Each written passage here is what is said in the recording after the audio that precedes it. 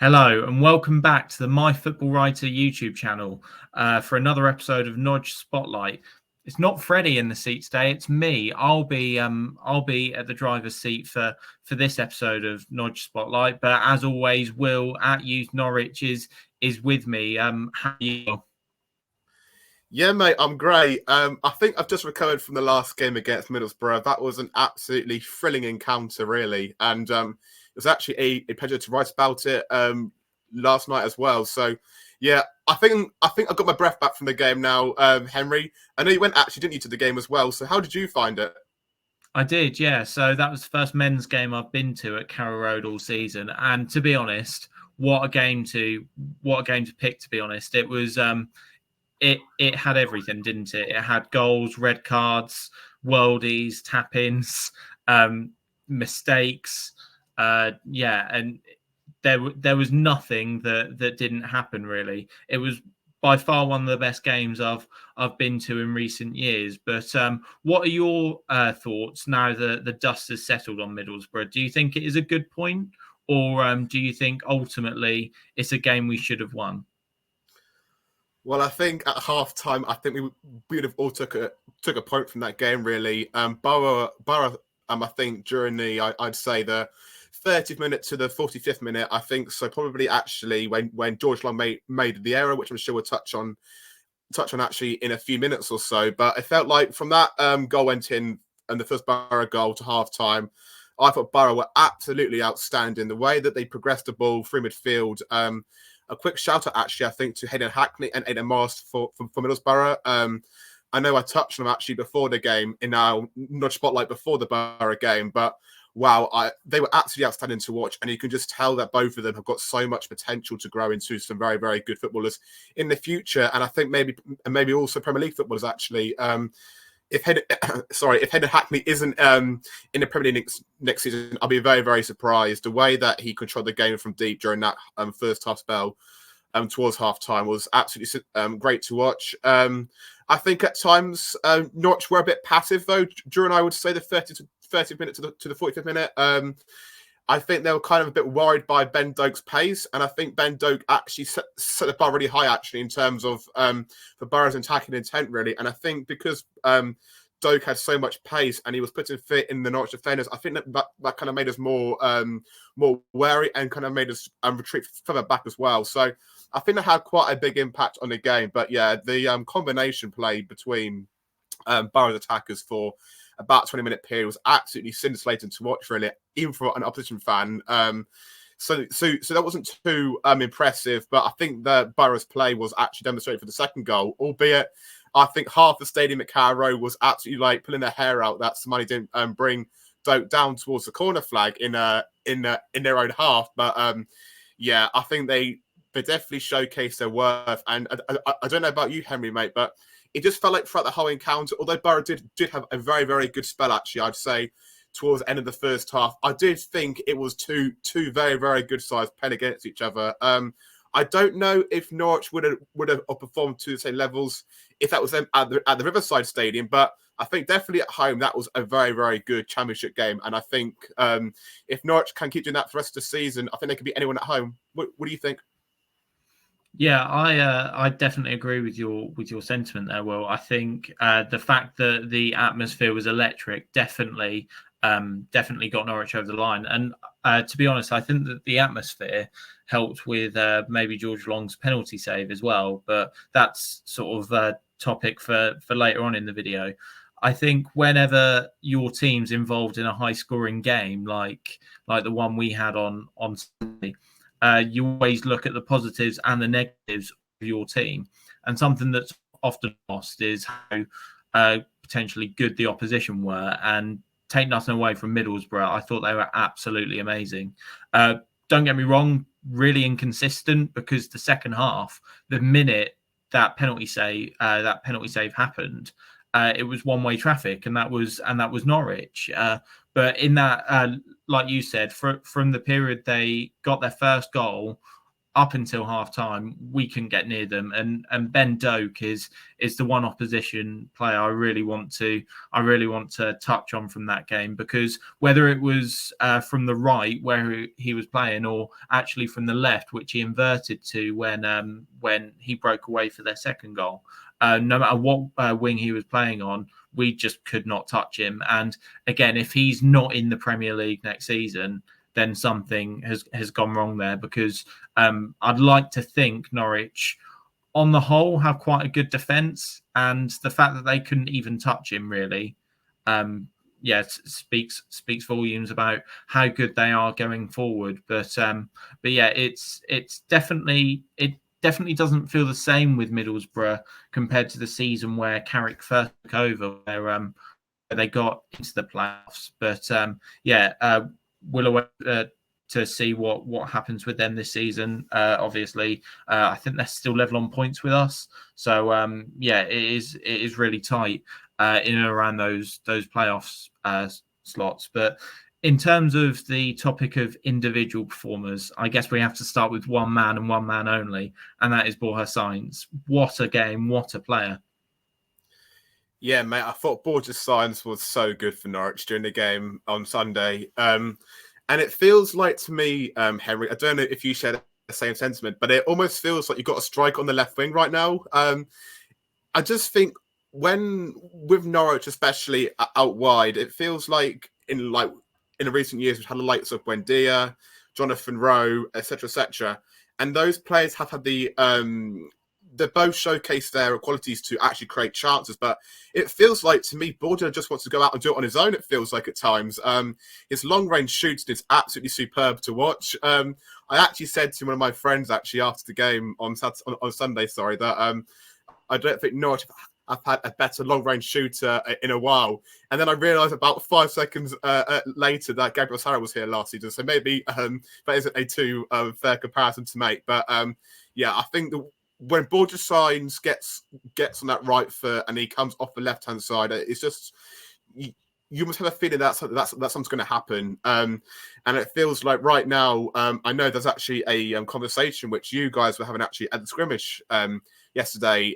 If Borja Sainz is getting towards Emi Buendia levels, and although I don't think that is a fair comparison to make yet, because I think Buendia did it over probably about 2 or 3 seasons, and Borja Sainz is kind of showcasing this level probably in the last 3 weeks or so. So I still think that Borja has got to showcase it more frequently. But in terms of potential, absolutely. Although I don't think he's got the same technical quality as Buendia and the ability to kind of open a defence with his passing as such, but I just think the way that he can add fit into defenders when he cuts inside onto his right foot, it's just an absolute joy to behold, really. And he's now the top championship goal scorer with 10 goals and also 2 assists this season as well. And although we're about 25% in actually during the season, he's already built a 3-goal deficit actually between first and second place in the goal scorer rank, because I think Josh Madger's actually second with 7 goals. So I know it's still quite early in the season, but I just think that's absolutely crazy how he's already kind of building that like margin and deficit actually in terms of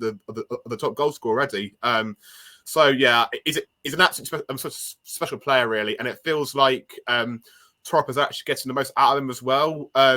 It's just felt like actually during the most recent games against Preston and Middlesbrough that he's almost got the license to kind of like dribble the ball more, and he's allowed to kind of come inside and try and navigate a shot and try and test the keeper from range really as well. So I actually think in the last few weeks actually, I think it's been given more freedom, because I think actually Top is actually recognising like the absolute quality which Sainz has. And I want to ask you a question, Henry, because it does feel like Borja Sainz is actually becoming one of Norwich's most important players right now.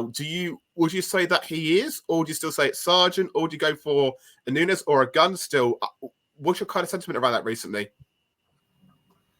Yeah, so ultimately, I think I'd probably agree with you. I think Borja Sainz now is turning into one of Norwich's most important players, if not the most important player.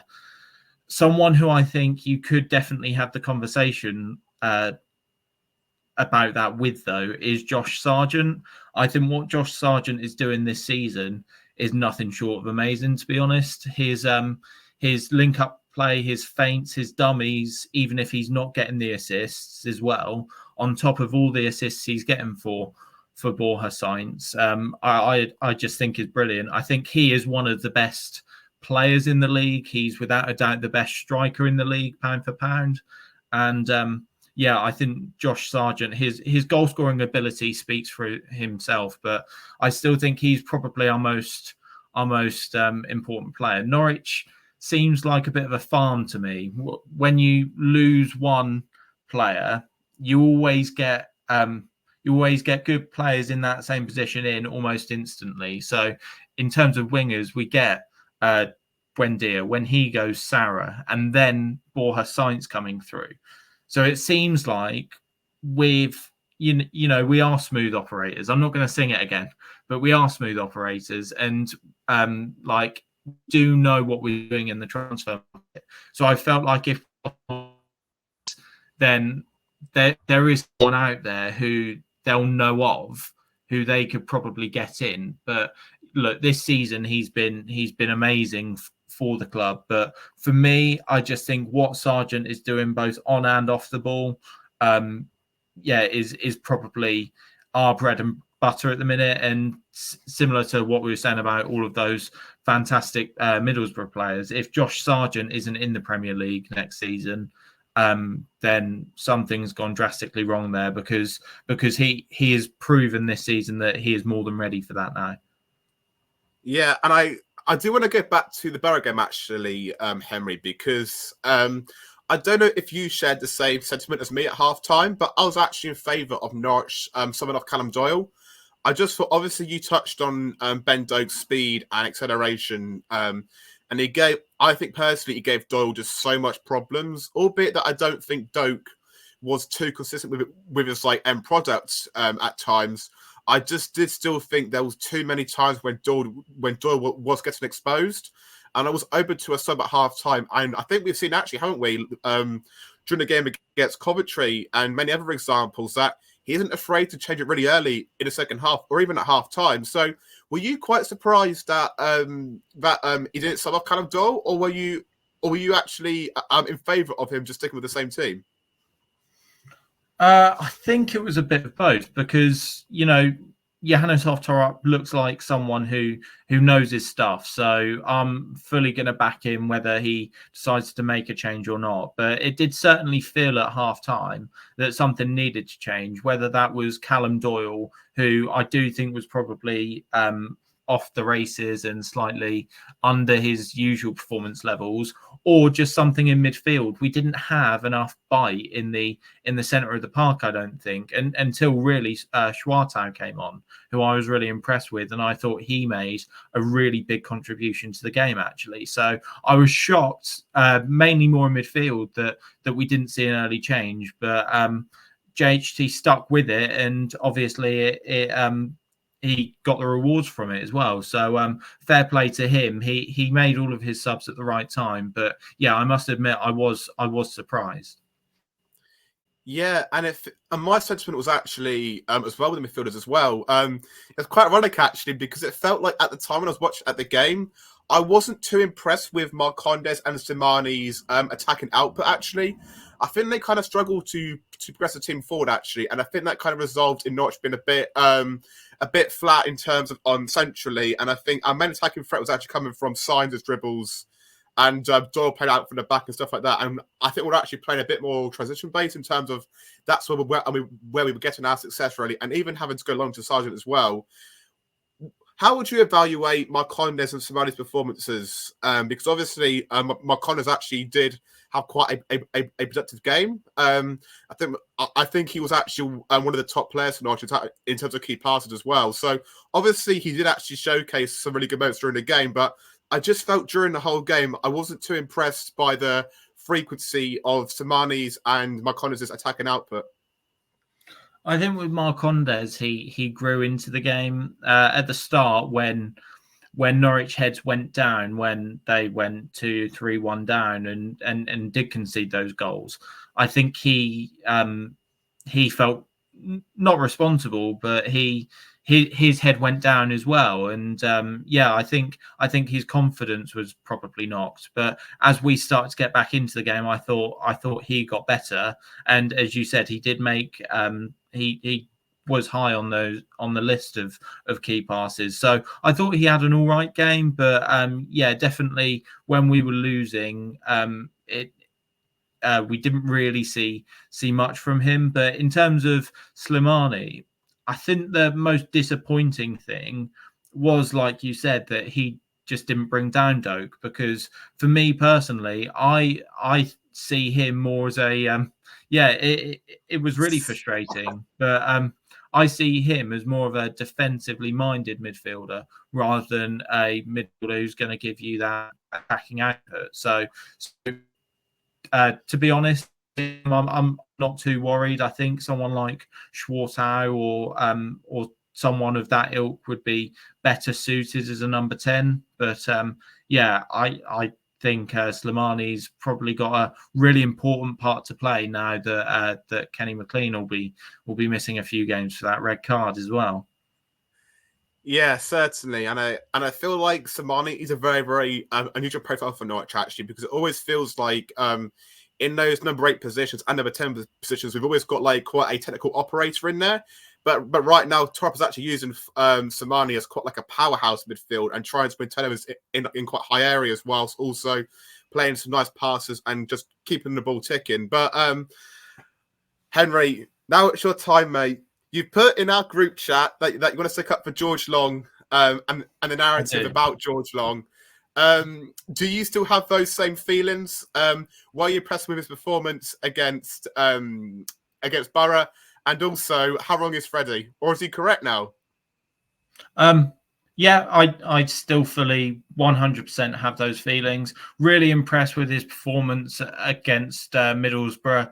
The way he grew into the game as well, and that penalty save, that takes guts. So fair play to him, and that was the catalyst for the change in the fortunes. But look, there's no shying away from it. The first goal was his fault. It was a shot at him, really, and we shouldn't be conceding that. And with Angus Gunning goal, I don't think we will concede that. But a lot of keepers nowadays have a mistake in them. And bear in mind, throughout the rest of the first half, he made 3 important saves to keep the score at 3-1. And then obviously made the penalty save as well. And when the Borough player took the penalty, you could see he was giving George Long the eyes. He wanted George Long to dive to his right. That's where he was looking. He was like, right, dive to your right, and then to your left. And George Long like a hook. And we were having this chat on the scrimmage yesterday. There's no such thing as a bad penalty save. It was a poor penalty, but to save it again takes guts and takes a good stop, and that's what it was. And that inspired the team then to go on and fight and claw back a point. So with George Long, I think the narrative around him is absolutely nonsense. And why I think that is because of Angus Gunn's development. Again, last night we were waxing lyrical about Lauren Hemp, and this is someone who didn't make a single appearance for the Norwich women's team, for the Norwich women's first team. Went to Bristol City, then went to Manchester City, and now she's just been nominated for the Ballon d'Or. So the reason why we celebrate her is because she's a local girl. She's from North Waltham, and it's the same. Dunn's a local goalkeeper. Don't get me wrong, nowhere near Hemp. Right, but or he doesn't have that caliber anyway. But we celebrate him because he's a young goalkeeper. He's a Norwich fan from the area, so that is what makes his story special. So we want to see him thrive. And in his 2 spells at Norwich, the only time he hasn't thrived and his development has been slightly hindered was when we had Tim Krul in goal. Now, don't get me wrong. I feel like we basically won the lottery with Tim Krul. To get a goalkeeper of that experience in the Championship on a free transfer is a steal. and it's what Norwich are good at. You know, we got Borja Sainz on a free transfer, Timu Puki on a free transfer, but we also got Tim Krul on a free transfer as well. And again, that was brilliant, I thought. But when we spent that money on Angus Gunn in the Premier League, he's a local lad, he's a Norwich City fan. We were spending that money to make him the future Norwich number one. And that first season or so, it didn't really work for him. And it had to take Dean Smith getting sacked and David Wagner coming in to finally give Angus his first running goal, his second spell, which was the back of the 2022-2023 season. And ever since then, he's been regular. So I think in terms of his development as well, and him being the best goalkeeper he can be, he needs to have someone like George Long under him who, you know, doesn't really impact games enough for A, Gunn to lose his place, but B, to derail Norwich's entire campaign. I know what you're going to say in terms of affecting games.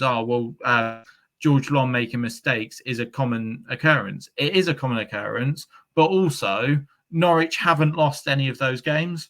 So,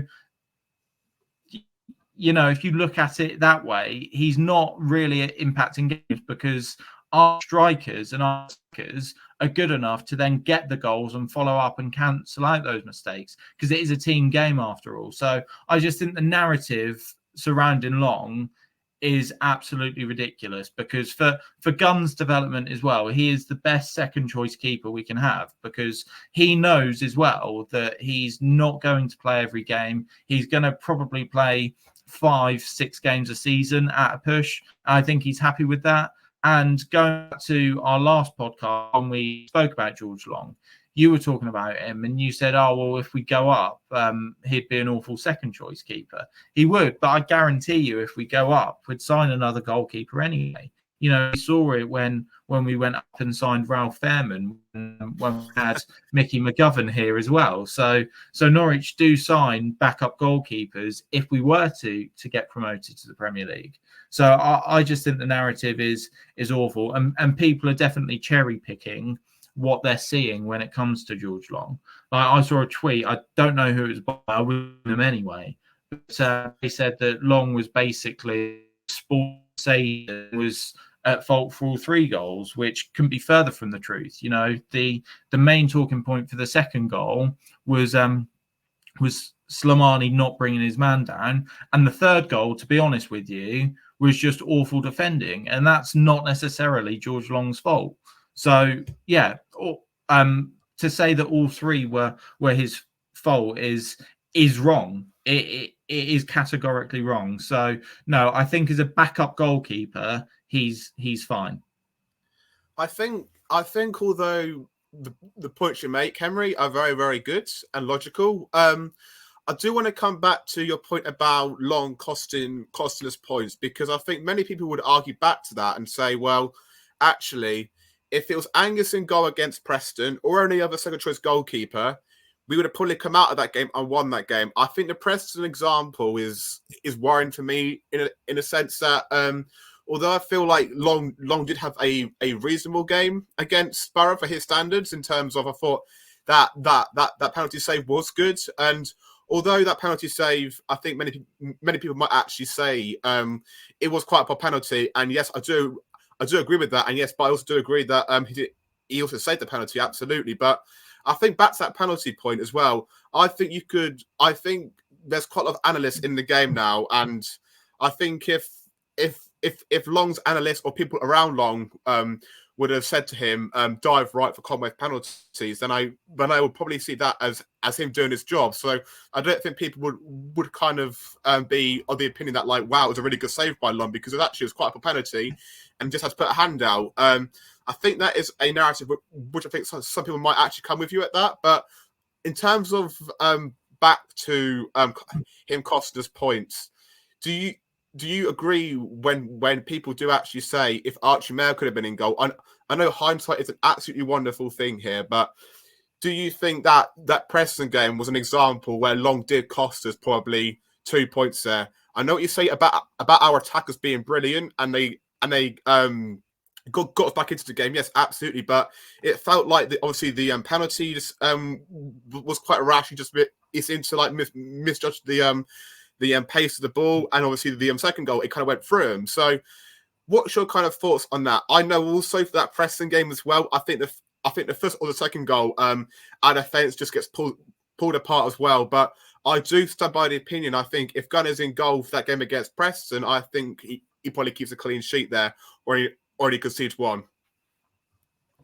I definitely don't think he keeps a clean sheet, just because, like you said, if you go 2 down in 15 minutes, it's very unlikely that both goals are the goalkeeper's fault. Yes, that first goal and giving away the penalty was rash, and yes, he should be at fault for that. But also, the defence were absent as well. So, yeah, I can sort of understand the argument, but also bringing it back to the Middlesbrough game, when people say, "Oh, well, if Angus was in goal, would have won that game." Similarly, if Schwartau scores towards the end, we win that game. Borja Sainz, he had 2 opportunities, one in the second half where he hit the crossbar when it was at 3-1, and one in the first half, literally just after they scored their second goal, where he hits the post. Both of those go in, we win the game with George Long. So it's not just down to his individual errors that we haven't won those games.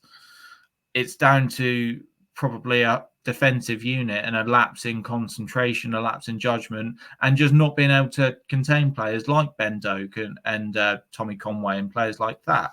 So I wouldn't necessarily say that all of that is George Long's fault.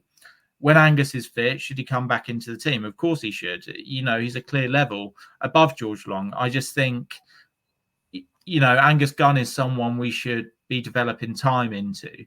And to have George Long as his understudy shows that there's no real threat of him being usurped as number 1, which for Norwich City is a good thing. If George Long had to play every game, I think I'd be a lot more concerned than what I am. But because we all know that it'll probably be a temporary thing and he's got a short run of games and that's it, I'm completely cool with it. And I think the meltdown that's happened on X has been ridiculous because of that, because of the fact that he's here basically for the short term in terms of his actual run in with the team. And I just want to touch on the 3-year deal again, sort of what I was saying to you about the Angus Gunn argument and his development. If we go up or not, George Long's signing a 3-year deal makes complete sense. It makes all the sense in the world, and the reason why is because of that. If we don't go up this season, and Angus Gunn leaves, we sign another goalkeeper. If we don't go up and Angus Gunn stays, we don't sign another goalkeeper, but we have one of the best goalkeepers in the league. If we go up to the Premier League, I don't think George Long leaves, but we sign another goalkeeper, and George Long would then be 3rd choice in the pecking order, similar to Michael McGovern when he had his 2 seasons with Norwich in the Premier League. So I think in terms of having someone there who's reliable, but who fully accepts the role of a 2nd choice goalkeeper and who is absolutely happy to be 2nd choice goalkeeper at a club like Norwich, I think it makes all the sense in the world, to be honest with you. Yep, great stuff, mate. There, we have to touch on the Kenny McLean suspension. Really, first of all, 1-word answer: was it a red card? Yes or no? I think it was. Yeah. Yeah, I think so. In normal time, no. Where I was sitting, so basically my old season ticket seat is 2 rows behind the goal. So anything up towards the river end, I'm fine with. But because I'm sort of level with the pitch and looking at it straight on, I don't have the hindsight of seeing whether his studs were high or whatever. So to me, it looked like it was a bit late and a yellow at best. So to see the red card come out, I was really shocked and was convinced we'd get that overturned. But I think looking at the highlights, you can't really complain with it. I think it is a moment not of stupidity, because I think Kenny McLean's a really mature character and he's got a really good footballing brain, but it's just completely unnecessary because at that stage, I'm pretty sure it was 3-3 anyway, and it just didn't make much sense. And I thought Kenny McLean had a really good game, was been really dominant in that midfield as well, and his miss will be huge. So yeah, I think it was probably a lapse of judgment from him, but I think ultimately it probably was the right decision with the benefit of hindsight and replays. Yeah, so what do you do if Kenny McLean is out for 3 games and Norwich don't decide to appeal, or even their appeal is unsuccessful? How do you go into that? For you, is it a straight change and you swap out McLean for Sorensen perhaps, or maybe go for Callum Fisher in that role? Or do you perhaps go for an overhaul and just change the whole entire shape? What's your kind of thoughts on that, mate? I think at the minute, to be honest, we have to go with Callum Fisher. I think Callum Fisher, he's got that tenacity and that ruthlessness about him, that he's not afraid to be physical. He's not afraid to be to make those challenges, and it's a position that he's played in before. You know, we look at someone like Jakob Sorensen as a Danish army knife, we'll call him, and someone who can play in multiple positions. But Callum Fisher, you know, his experience playing in that Kenny McLean role. So for me, I'd play Slimani. I'd have him as the enforcer, so to speak, and then have Callum Fisher just sat next to him, just pinging the balls out, and being that aggressor as well, but also having the ability to progress the ball and have that forward thinking mindset. So I play him. Then you could play. Then you can play Marcelino Nunez. Well, ideally you could play Marcelino Nunez further forward, but obviously he's injured. But yeah, so that's what I'd do, and then just bring in Jack Stacey, play him at right back, because again with Stacey, you know what you're going to get. It's going to be at least a 7 out of 10 every game. So I feel like having him in for especially Cardiff and Sheffield Wednesday will be the way to go for me. So, but what about you? Well, I'm not opposed to that, but I think I'd go for a system change actually. And I think one of JHT's first words when he came in for his press conference against Barrow was, he just feels right now the team's a bit too open, and I do agree with that. It feels like when Norwich get like into quite a passive shape, teams are finding it quite easy to break through us at times. And I think in the last 3 games, especially, I think teams are starting to look at the Callum Doyle transition and when he moves into midfield, and I think teams are started to realise if we can try and catch Norwich when he's transitioned from a centre midfielder to a back to his left back role. I think teams are looking at that and just trying to ploy one-on-one players against him. So obviously, I think during the game against Stoke, it was Kumas, and then obviously on Sunday, it was Ben Doak, etc., etc. So I think I would prefer to go for a 3-back, and I think obviously when McLean and Nunes come back, which I'd imagine it's probably be the West Brom away game, so that'd be quite a big game already. But I think the next 3 games, I think we just have to get a bit of solidity back in the team. I feel like we're being a bit too passive and conceding too many goals. I know JHC doesn't like going to a 3-back or a 5-back because it's a bit negative as such, but I think if you go for long in goal, then have a back 5 or sorry, I'm going to go for like a 3-4-3 shape, and I'm going to go for Duffy on the right, then Doyle centre half, and then Cordoba on the left centre half, and then I go Fisher at left back actually, because although Crescenti probably could do a job there, what I worry about is if you put Crescenti at left wing back and then you have a midfield pivot also of Samani and Sorensen, I think that's a bit too flat for me, and I just worry about our chance creation in that role. So I think I go for Callan as a left back, and then I go Stacey right back, and then go for like a Samani Sorensen double pivot, if you will, and then let Fisher and Stacey attack, and have like a sort of core of 5 of Duffy, Doyle, Cordoba, Samani and Sorensen as those kind of defensive players to try and let up an opposition really. And obviously as well, just it with the same front 3 really of Sainz, Sargent and Cernat. So I think that is how I would go and approach it. it's only because I think in the games against Cardiff and Sheffield Wednesday come up even, and I think we also play Bristol City. May won't go to a 3 against Bristol City. I think I see where we are in a week's time, but I think definitely for the game against Sheffield Wednesday midweek, I think they'll look to try and play more longer balls to us. And I think I think McLean is a perfect player to play in the game against Sheffield Wednesday, and the fact that he gives you so much tenacity, and also a bit of leadership in there as well. And I just question, I don't know if I can trust Sorensen's fitness at first, actually, and leadership to try and get us through that Sheffield Wednesday game. So that's my thought process, actually, on why I'll go for back 3. I just think for next 2 away games, let's just try and shut up a little bit and try and just utilise our individual quality in the likes of Sargent and Sainz, really, to try and get us through that game and hopefully get us 4 points plus. But that's my kind of situation about it. Freddie, not Freddie, sorry. Henry, do you have anything to add about that? I think you're right in going for a back 3 or a back 5, especially against Cardiff.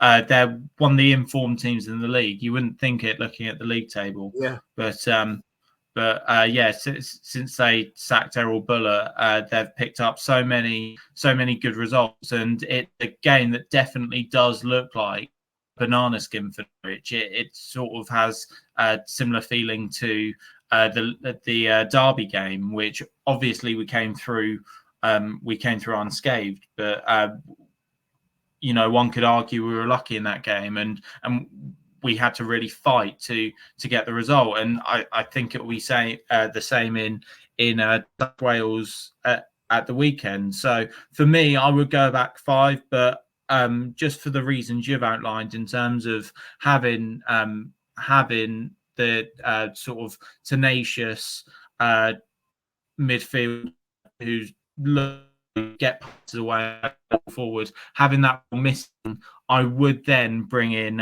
Ben Cresceni and play him at left wing back and play Jack Stacey in at right wing back, and then just move and Fisher into the centre of the park. I think for Norwich, in terms of if they do play a back 5 or a back 3, however you prefer, I think that would look better, because then you've still got that outlet to get forward in Callum Fisher, and Callum Fisher is much more sort of regimented then. And what I mean by that is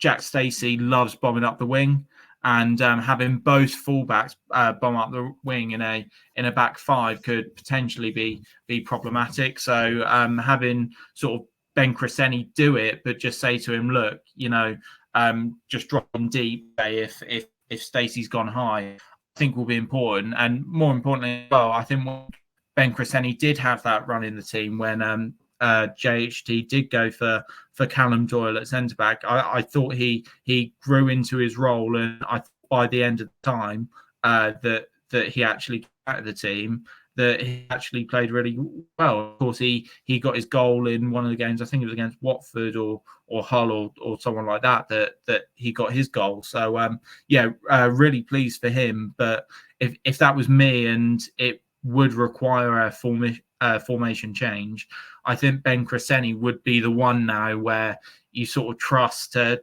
come in and fulfill that role in left wing back. Yep, and I think that has made us all finish now. I think we covered a lot there.